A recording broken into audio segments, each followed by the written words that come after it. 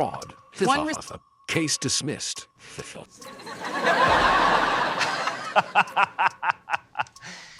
You are a loser. Dorothy Williams climbed the courthouse steps at exactly 8:30 a.m., her worn black purse clutched in one hand, and a thick manila folder pressed against her chest with the other. At 62, she moved with the careful deliberation of someone who had spent decades cleaning other people's messes and learning that details mattered. Footsteps on marble steps. The morning sun caught the edges of her folder, revealing tabs and color-coded dividers peeking out from its bulging sides.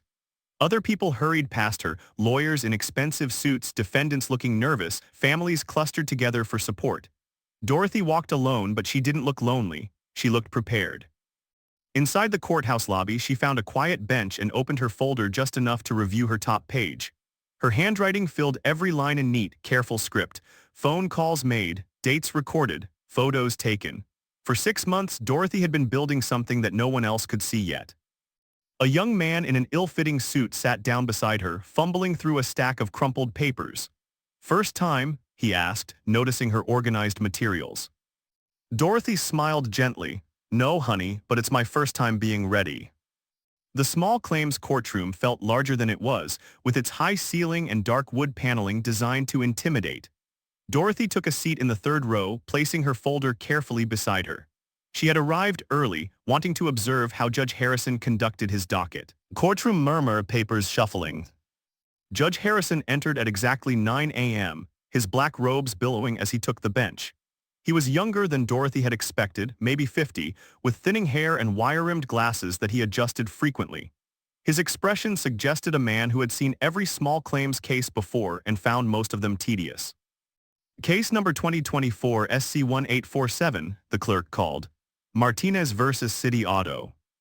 Dorothy watched as a middle-aged woman approached the plaintiff's table, carrying a single piece of paper.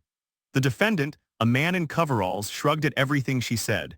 Judge Harrison barely looked up from his notes as the woman explained her car repair dispute. "Ma'am, do you have any documentation?" the judge asked, sounding bored. "I have the receipt." "One receipt isn't evidence of fraud, case dismissed." His gavel came down with finality.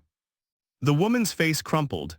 "But Your Honor, they charged me for parts they never installed." "Ma'am, if you don't have proof, you don't have a case. Next." Dorothy made a mental note in her folder's margin. She had proof. 6 months' worth. 3 more cases passed quickly. Judge Harrison's pattern became clear. He favored whoever seemed more professional, more credible, more like someone he might encounter at his country club. When a young black man tried to explain wage theft by his former employer, the judge cut him off mid-sentence. "Son, she said disputes waste everyone's time. Unless you have documentation proving your claim, I can't help you." The young man held up a stack of text messages. "I have these conversations where he admits."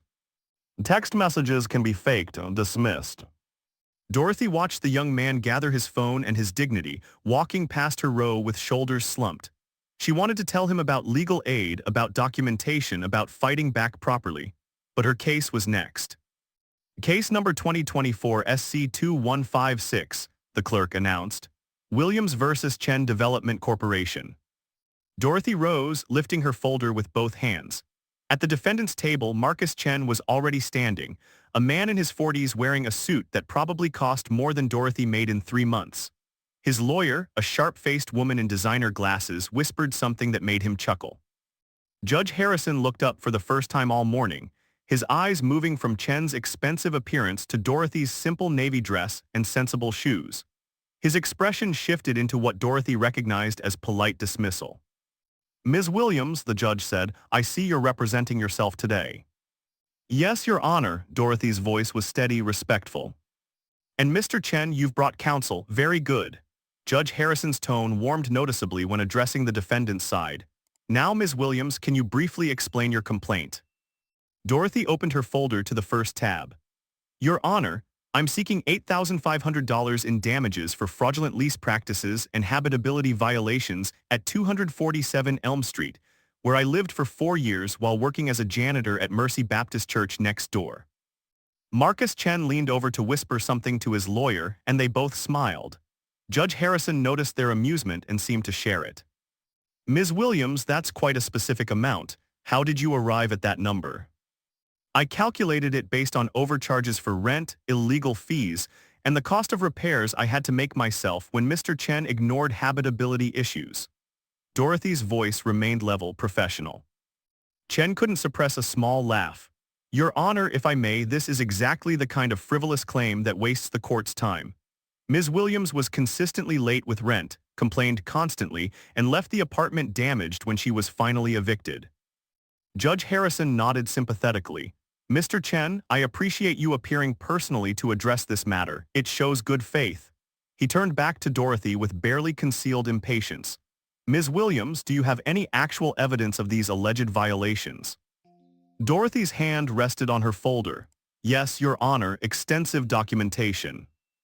Chen's lawyer whispered something that made them both chuckle again. Judge Harrison caught their amusement and his own lips twitched upward. Ms. Williams, I hope you understand that a few photos and some handwritten notes don't constitute legal evidence. This is a court of law, not a complaint session with your landlord. The courtroom was quiet except for the subtle rustling as Dorothy opened her folder wider. Inside, the tabs were clearly visible. Photos, correspondence, building codes, financial records, official reports, legal research. I understand, Your Honor. That's why I spent 6 months documenting everything properly. Judge Harrison gestured toward the defendant's table. Mr. Chen, why don't you present your side first since Ms. Williams is making the claim?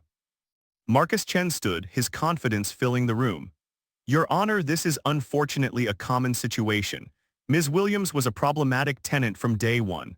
Late rent payments, constant complaints about imaginary problems, and ultimately she damaged the property and had to be evicted. He produced a thin file folder. I have her lease agreement, documentation of late fees, and photos of the damage she left behind. Chen placed a single sheet on the judge's bench. This is the standard lease agreement she signed. As you can see, it clearly states the tenant's responsibilities for maintenance and repairs under $50. Judge Harrison examined the document briefly. This seems straightforward, standard lease terms. Exactly, Chen continued smoothly. Ms. Williams knew her obligations when she signed.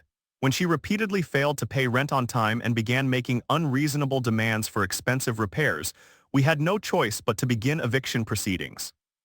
Dorothy listened without expression, occasionally making small notes in her folder.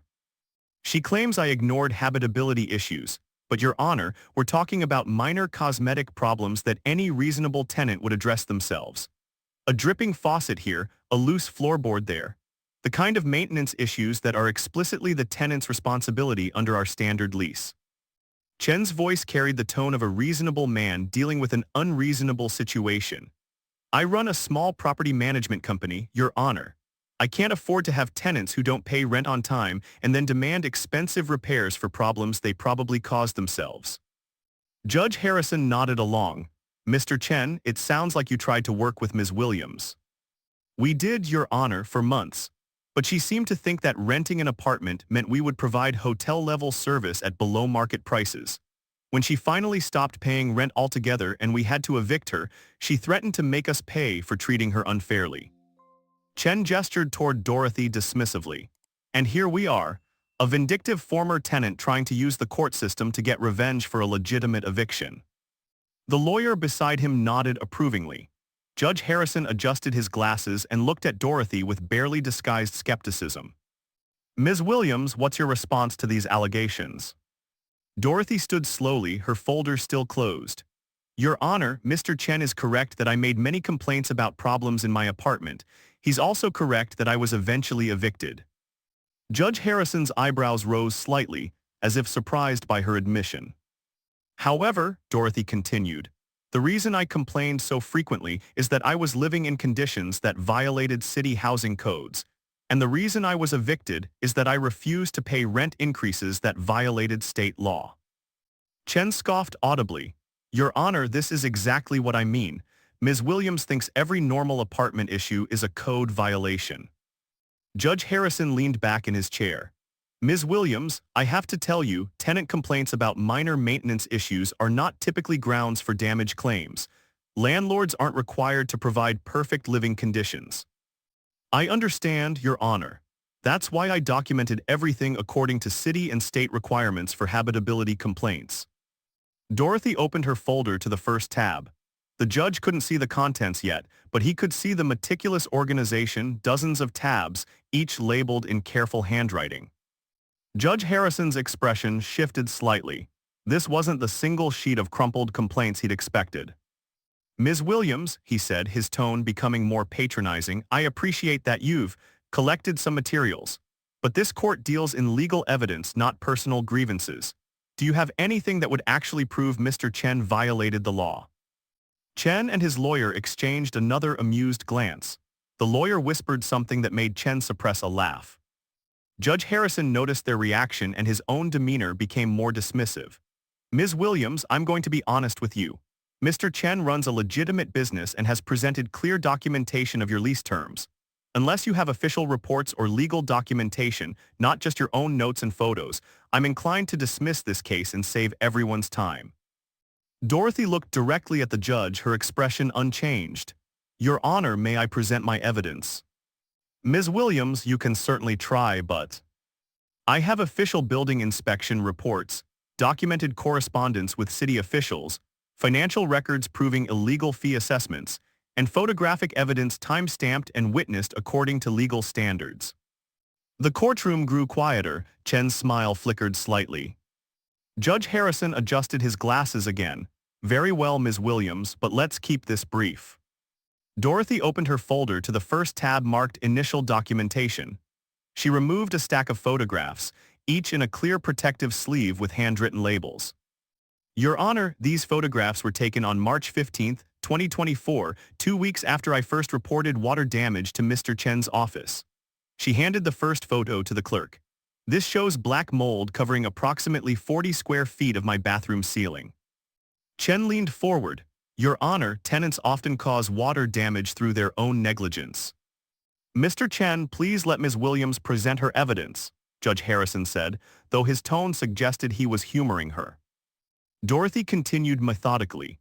"This second photograph shows the same area on April 3rd, after I sent 3 written requests for repairs. The mold had spread visibly. And this third photograph, taken April 20th, shows the damage after part of the ceiling collapsed onto my bathroom floor." She handed each photo to the clerk with steady hands. "Each photograph is dated using a digital camera with automatic timestamp verification, and I have witnesses who can confirm the dates and conditions." Judge Harrison examined the photos more carefully. The progression was clear and dramatic, from concerning to dangerous to catastrophic. "Ms. Williams, did you report this to the city?" "Yes, Your Honor, on April 22nd. Dorothy turned to another tab. "Here's the official building inspection request I filed, along with the confirmation number and the inspector's preliminary report." Chen's confidence wavered slightly. "Your Honor, we weren't given proper notice of any official inspection." Dorothy produced another document. "Mr. Chen's office was notified by certified mail on April 18th, as required by City Ordinance 47.3. Here's the postal receipt showing delivery confirmation." Judge Harrison looked up from the documents, his expression less certain than before. "Ms. Williams, what did the building inspector find?" "Multiple code violations, Your Honor, all documented in the official report." Dorothy turned to a tab marked Official Reports and removed a multi-page document bearing the city's official seal. Judge Harrison's demeanor shifted as he recognized the legitimate government paperwork. "The building inspector found 7 distinct habitability violations," Dorothy said, reading from the report. "Inadequate moisture barriers leading to mold growth, electrical outlets near water sources without proper GFCI protection, and a heating system that hadn't been inspected in over 6 years." She handed the report to the clerk. "The inspector classified my unit as substandard housing and issued a formal notice requiring repairs within 30 days." Chen was no longer smiling. His lawyer was leaning over, whispering urgently in his ear. Judge Harrison read through the official report, his eyebrows rising. "Mr. Chen, did you receive this notice?" "Your Honor, we may have received some paperwork, but—" Dorothy interrupted politely. "Mr. Chen signed for the certified delivery on April 25th. She produced the postal receipt. His signature is right here." The courtroom was completely quiet now. Judge Harrison compared the signature on the receipt to the signature on Chen's lease document. "These appear to match," the judge said slowly. Dorothy continued. "According to city ordinance, tenants living in substandard conditions are entitled to withhold rent until repairs are completed or to make necessary repairs themselves and deduct the cost from future rent payments." Chen's voice rose slightly. "Your Honor, she never followed proper procedures." "I followed the procedures exactly as outlined in the city tenant handbook." Dorothy turned to another tab. "On May 1st, I sent certified notice that I would be withholding rent until the violations were corrected, as permitted under Municipal Code Section 15.2. Judge Harrison looked increasingly uncomfortable. The case he'd expected to dismiss quickly was revealing layers of careful preparation and legitimate legal claims. "Ms. Williams, you said you made some repairs yourself." "Yes, Your Honor. After 45 days with no response from Mr. Chen's office, I hired a licensed contractor to address the mold issue for my family's safety."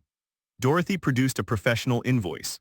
"The cost was $1,847, which I deducted from my June rent payment as allowed by law." Chen stood up abruptly. "Your Honor, she had no right to hire contractors without permission." "Actually," Dorothy said quietly, "under Municipal Code Section 15.2, tenants may make emergency habitability repairs after proper notice if the landlord fails to respond within 30 days. She produced a photocopy of the relevant statute, highlighted and tabbed. Judge Harrison was no longer looking amused. He was beginning to realize that Dorothy Williams had built a textbook case using proper legal procedures, official documentation, and legitimate government oversight.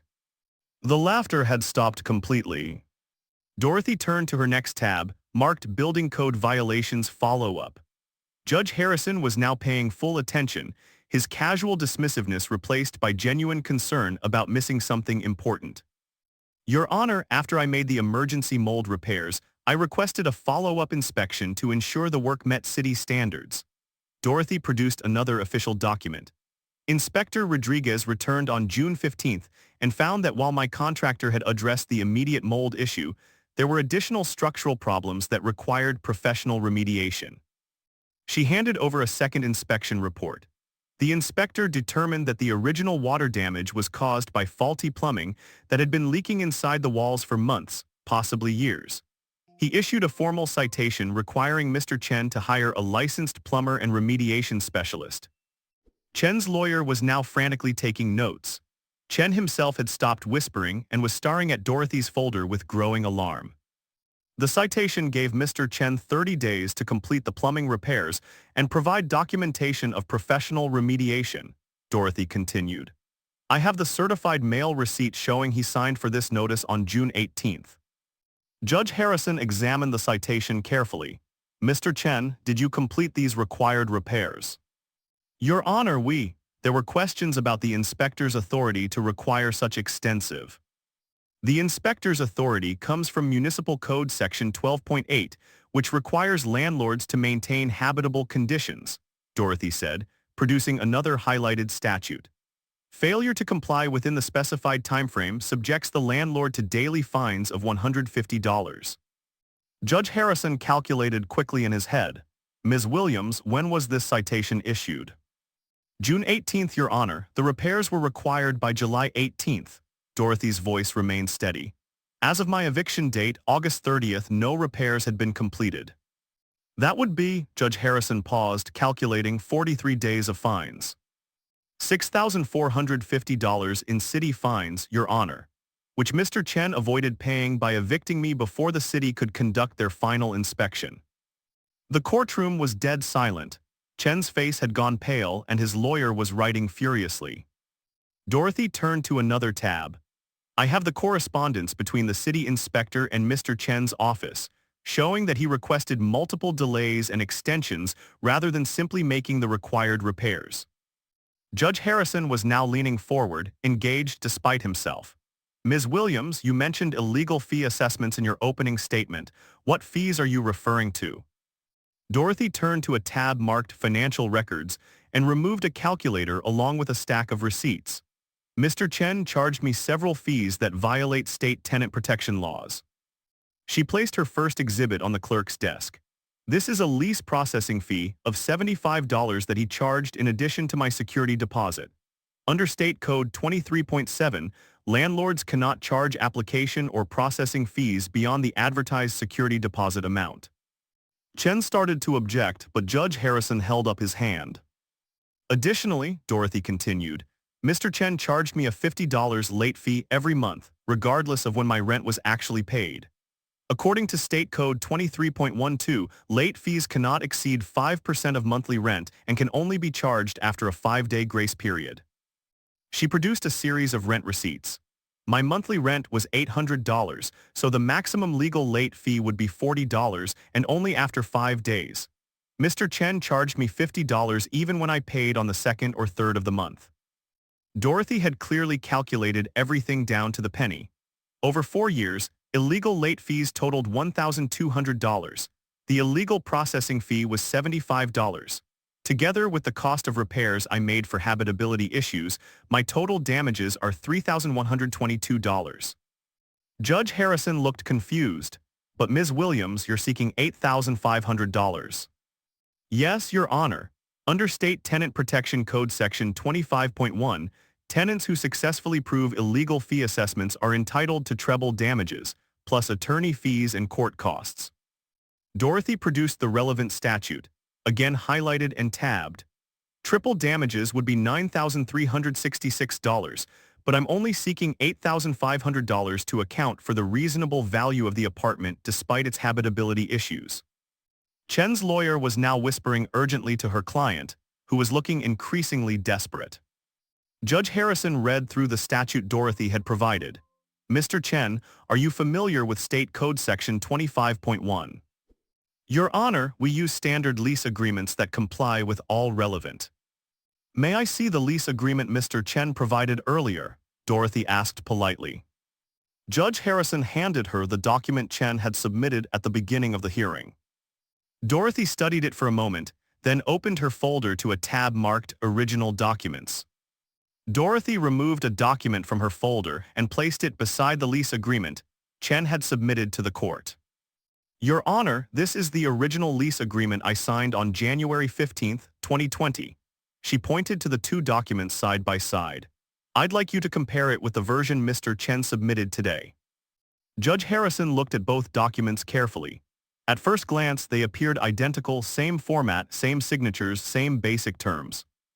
I'm not seeing the difference, Ms. Williams. Dorothy pointed to a specific paragraph in the original lease.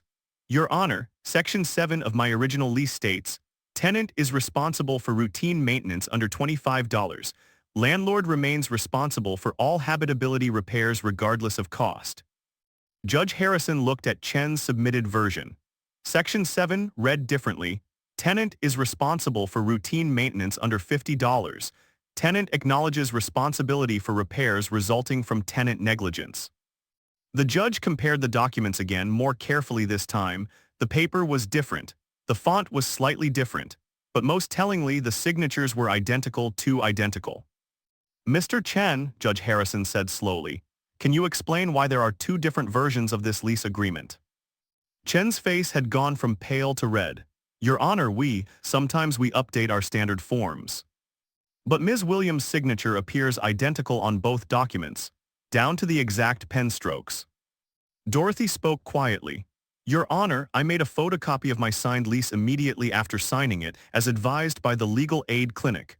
The copy is notarized and dated.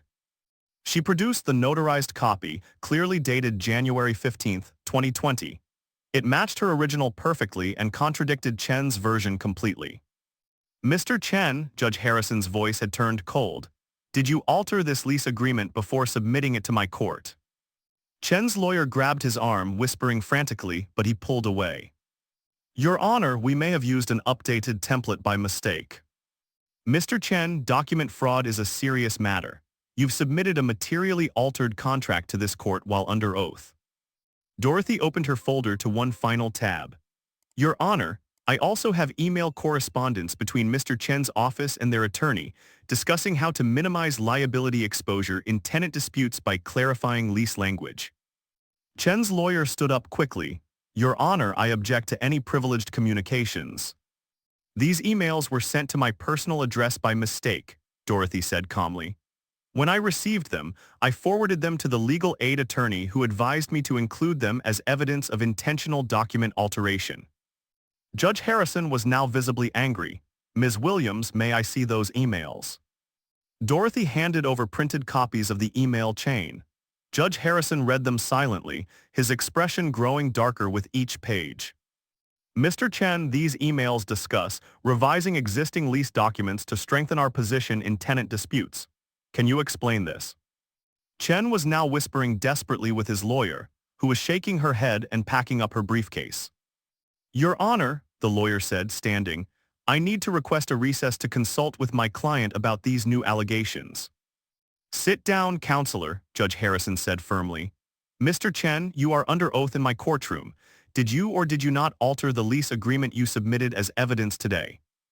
The courtroom was completely silent. Chen looked at his lawyer who was staring at her hands, then back at Judge Harrison. Your Honor, we may have used an incorrect version. Mr. Chen, that's not what I asked. Did you deliberately alter this document to change the terms after it was signed by Ms. Williams? Chen's shoulders sagged. Yes, Your Honor. Judge Harrison removed his glasses and set them on his desk. When he looked up, his entire demeanor had changed from casual dismissal to stern judicial authority. Mr. Chen, in 30 years of practicing and presiding over civil matters, I have rarely seen such a clear case of document fraud presented in my courtroom. His voice carried the full weight of judicial disapproval. You deliberately altered a signed contract and submitted it as evidence while under oath. He turned to Dorothy. Ms. Williams, I owe you an apology. When you first approached this bench, I made assumptions about your case based on superficial impressions rather than evidence. That was wrong, and it nearly prevented a serious fraud from being exposed in my courtroom. Dorothy nodded graciously but didn't speak. Judge Harrison continued. Based on the evidence you've presented, official building inspections, proper legal notices, documented code violations, financial records, and now proof of document fraud, I'm ruling in your favor on all counts. He consulted his notes. You're awarded $8,500 in damages as requested, plus court costs. Additionally, I'm ordering Mr. Chen to pay the outstanding city fines for building code violations, which as of today total $7,200. Chen started to protest, but Judge Harrison cut him off. Furthermore, I'm referring this matter to the district attorney's office for potential criminal prosecution for document fraud and perjury. Court officers will provide you with the appropriate contacts. Judge Harrison looked directly at Dorothy. Ms. Williams, your preparation and documentation in this case represent exactly how the legal system should work. You identified problems, followed proper procedures, documented everything according to legal standards, and presented your case with professionalism and respect. He paused, choosing his words carefully. I want to commend you not just for winning your case, but for demonstrating that justice doesn't depend on expensive lawyers or impressive appearances. It depends on preparation, truth, and the courage to stand up for what's right. Dorothy smiled quietly. Thank you, Your Honor, I just did what needed to be done. Outside the courthouse, Dorothy found herself surrounded by people she'd never met. Word had spread quickly through the building about the case, and other plaintiffs, defendants, and court staff had gathered on the steps. Crowd murmur, footsteps on courthouse steps. Ma'am, how did you learn to prepare like that? Asked a young woman holding a stack of disorganized papers. I have a case next week and I don't know what I'm doing. Dorothy opened her folder, still perfectly organized despite the morning's proceedings.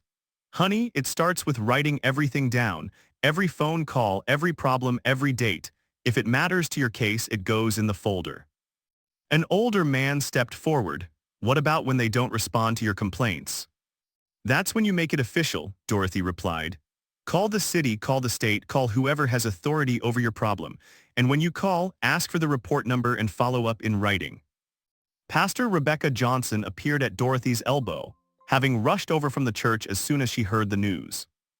Dorothy, the whole congregation is talking about this. Mrs. Henderson wants to know if you can help her with that problem landlord on Pine Street. Dorothy looked at the growing crowd of people with housing problems, wage disputes, and consumer complaints.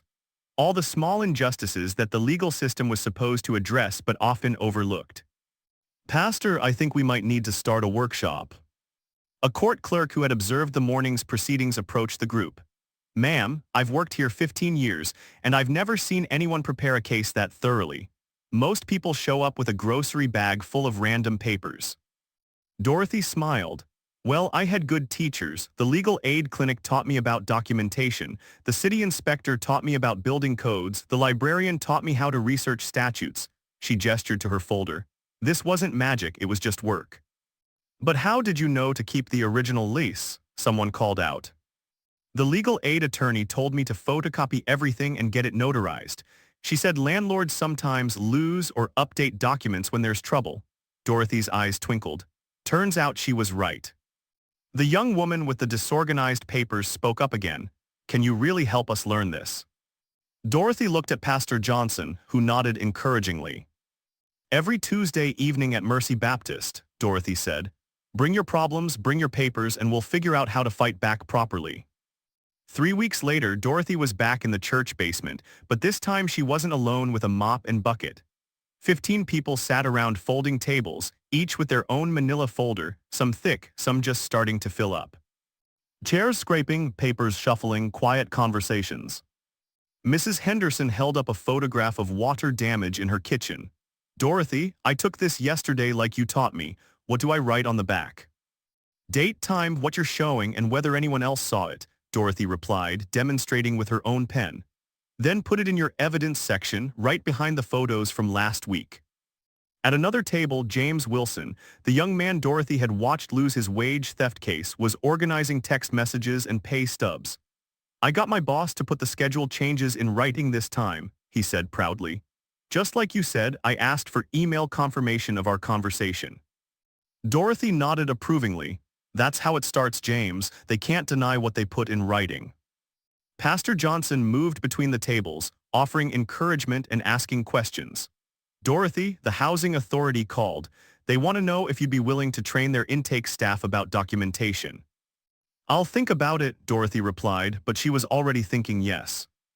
A new face appeared at the basement door, a middle-aged woman with 2 young children. Excuse me, is this the place where they teach you how to fight landlords? The room chuckled and Dorothy gestured to an empty chair. We teach you how to fight anyone, honey, but we do it right, we do it legal, and we do it with evidence. She opened her original folder, now somewhat famous around the courthouse, and pulled out a blank sheet of paper. First thing you do is write down everything you can remember. Every conversation, every problem, every date. Don't worry about making it perfect. We'll organize it later. Dorothy looked around the room at people who had been dismissed, ignored, or taken advantage of. People who were learning that preparation could level the playing field. You know what I learned in that courtroom, she said to the group. It's not about being the smartest person or having the most money. It's about doing the work, real work, careful work, work that speaks for itself when you can't find the words. Mrs. Henderson raised her hand. Dorothy, what if they still don't take us seriously? What if we do everything right and they still treat us like? She didn't finish the sentence, but everyone knew what she meant. Dorothy closed her folder and looked directly at Mrs. Henderson. Then we make sure we have so much evidence, so much documentation, and so much truth that it doesn't matter what they think of us. We let our preparation speak so loud that they have to listen. She smiled, thinking of Judge Harrison's apology, of Chen's defeated expression, of the district attorney's interest in prosecuting document fraud. Because the truth is, honey, when you show up with your facts organized and your rights researched, when you follow every rule and document every step well, that's when you find out that the system can work. It doesn't always work and it doesn't work easily, but it can work. Dorothy opened her folder one more time and pulled out a fresh manila folder, handing it to Mrs. Henderson. Now let's get you started.